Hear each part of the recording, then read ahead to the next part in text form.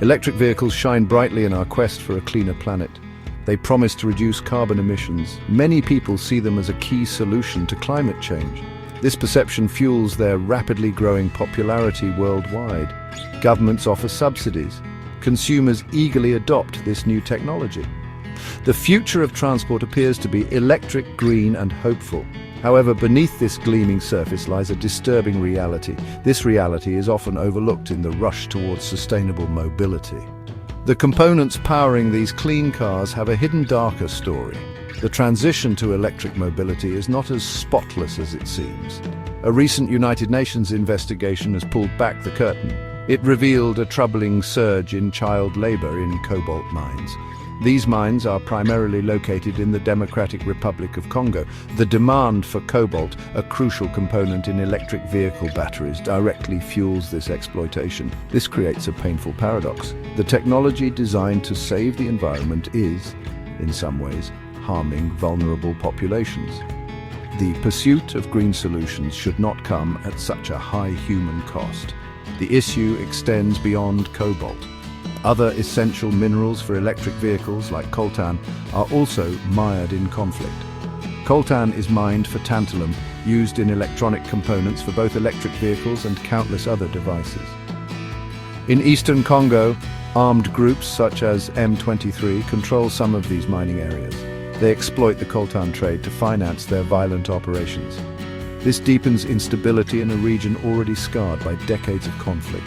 The minerals that power our advanced technology are thus tainted with violence and suffering, a fact many consumers are unaware of. As we stand on the cusp of an automotive revolution, the stakes are incredibly high. Projections indicate that electric vehicles will dominate global auto sales by 2026. This impending surge means the demand for these critical minerals will skyrocket. If current unethical sourcing practices continue unchecked, the human and environmental toll will only escalate. The dream of clean mobility could inadvertently fuel a nightmare for those at the very beginning of the supply chain. It is crucial to confront these issues now before the problem grows even larger and more entrenched. The heart of the cobalt mining industry in the Democratic Republic of Congo beats with the labor of children. A United Nations investigation confirmed child labor in these mines surged by an alarming 35% since 2023. This increase is directly linked to the exploding global demand for electric vehicles. Young children, some barely old enough for school, toil in perilous conditions. They dig for cobalt ore by hand, often in narrow, unstable tunnels prone to collapse. They breathe in toxic dust and face constant danger for meager wages, their childhood stolen by the hunger for minerals.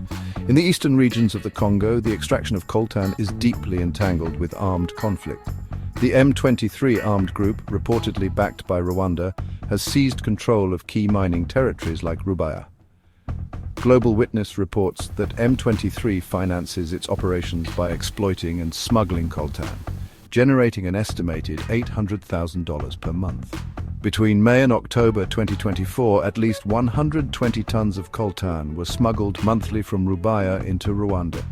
This activity significantly contaminates mineral supply chains, making it difficult to trace the true origin of these materials and ensure they are conflict-free. The environmental devastation caused by mineral extraction for electric vehicles is another critical concern. In Indonesia, nickel refineries are a prime example. These refineries, reportedly supplying major automotive companies like Tesla and Ford, have been accused of egregious environmental practices. They allegedly dump vast quantities of toxic waste, often referred to as sludge, directly into delicate marine ecosystems, including pristine coral reefs. This pollution poisons entire fishing villages, destroying livelihoods and local economies. The quest for nickel, another key electric vehicle battery component, thus leaves a trail of ecological ruin in its wake. The problem of greenwashing extends to other vital minerals as well.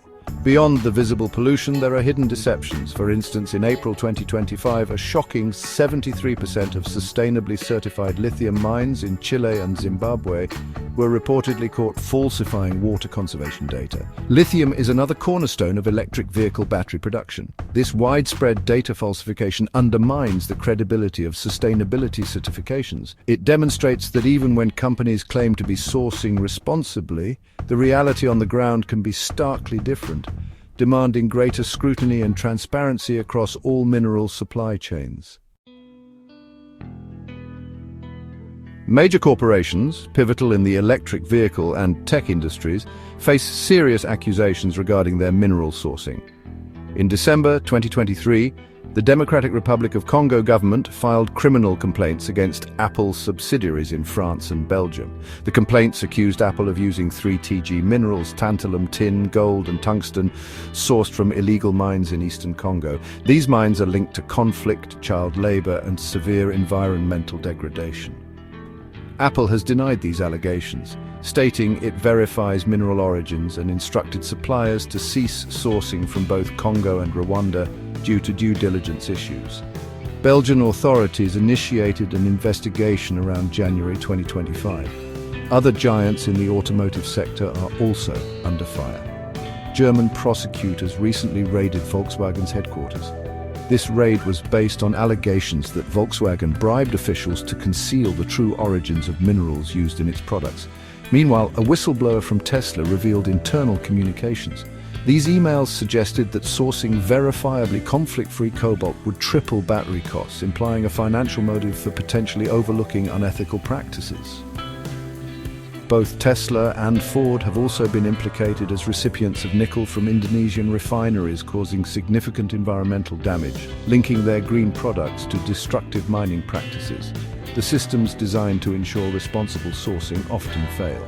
International commodities trader Traxys, based in the European Union, reportedly bought 280 tons of coltan from Rwanda in 2024. A Global Witness investigation suggests a significant portion of this coltan is linked to the conflict in eastern Congo and smuggled from areas like Rubaya. Traxys denies its Rwandan coltan originated in Rubaya. Furthermore, the ITSCI traceability scheme, dominant in Rwanda, has been heavily criticized by the Congo for failing to provide reliable traceability and for alleged complicity in false labeling of minerals. The Responsible Minerals Initiative, of which Apple is a member, even suspended ITSCI due to these concerns. Geopolitical complexities further entangle the issue of blood minerals. In February 2024, the European Union signed a strategic partnership with Rwanda. This partnership aims to secure better access to raw materials, including coltan-derived tantalum. Critics argue this deal inadvertently fuels the Congo conflict, as Rwanda is a major transit hub for smuggled minerals, not a primary producer of many of them. Indeed, Rwandan coltan exports doubled between 2021 and 2023. The US State Department has also voiced concerns about how illicit mineral trade finances conflict and has highlighted serious flaws in current traceability schemes, pointing to systemic failures. The widespread adoption of electric vehicles is accelerating. Projections show electric vehicles are set to dominate auto sales by the year 2026. This rapid growth will inevitably intensify the demand for critical minerals like cobalt, lithium, nickel, and coltan. If the industry continues on its current trajectory without addressing these ethical failings, the human suffering and environmental damage will only worsen. The allure of green technology cannot blind us to the dark realities embedded in its supply chains. We must act decisively to ensure the electric revolution benefits all, not just a privileged few. Corporations bear a significant responsibility to clean up their supply chains. Vague commitments and reliance on flawed certification schemes are no longer acceptable. Companies must implement rigorous due diligence processes, adhering to established international frameworks like the OECD Due Diligence Guidance for Responsible Supply Chains of Minerals from Conflict-Affected and High-Risk Areas. This includes transparently mapping their supply chains down to the mine site. They must actively investigate and mitigate risks of forced labor, child labor, and environmental destruction rather than turning a blind eye for cost savings. Stronger regulatory oversight and international cooperation are paramount. Governments must enact and enforce robust legislation that holds companies accountable for human rights abuses and environmental damage in their supply chains. The European Union's March 2025 sanctions against M23 leaders and Rwandan army officers involved in the Congo conflict are a positive step, but more comprehensive action is needed. International bodies should pressure countries like Rwanda to halt their involvement in the illicit mineral trade. Agreements like the European Union-Rwanda Raw Materials Partnership should be critically re-evaluated or rescinded if they contribute to regional instability, as Global Witness recommends.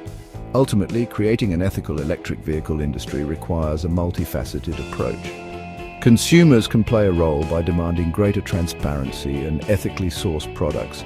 Advocacy groups must continue to investigate and expose wrongdoing. Investors should prioritize companies committed to responsible sourcing. The journey towards a truly sustainable future powered by green technology must be paved with ethical practices from mine to showroom. The promise of electric vehicles is immense, but it will only be fully realized when the dignity of every individual and the health of our planet are respected at every step of the way.